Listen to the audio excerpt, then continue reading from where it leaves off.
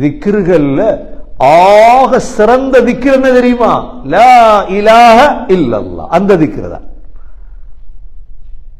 கருத்த விளங்கி மனதால லா இலாஹ இல்லல்லாஹ் சொன்னாங்க ஸல்லல்லாஹு அலைஹி வஸல்லம்.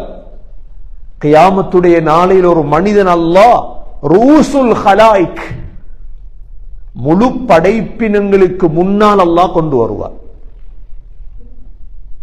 அந்த மனிதனுடைய 99 ஏடுகள் விரிக்கப்படும்.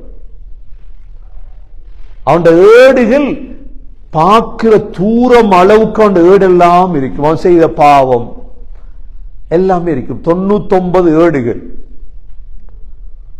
அல்லாஹ் கேட்பான், இதுல ஏதாவது ஒன்றை மறுக்கிறியா? அந்த மனிதன் சொல்லுவான், இல்லையா அல்லாஹ். மலக்குகள் உன் மீது அநியாயமாக பொய் எழுதிட்டாங்களா?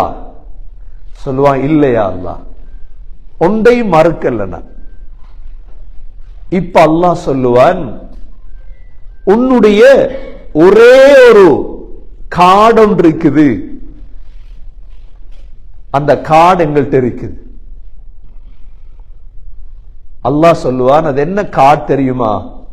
அஷ்ஹது அல்லா இலாஹ இல்லல்லாஹ் வ அஷ்ஹது அன்ன முஹம்மதர் ரசூலுல்லாஹ் என்று சொன்னியே அந்த கார்டு, ஷஹாதா.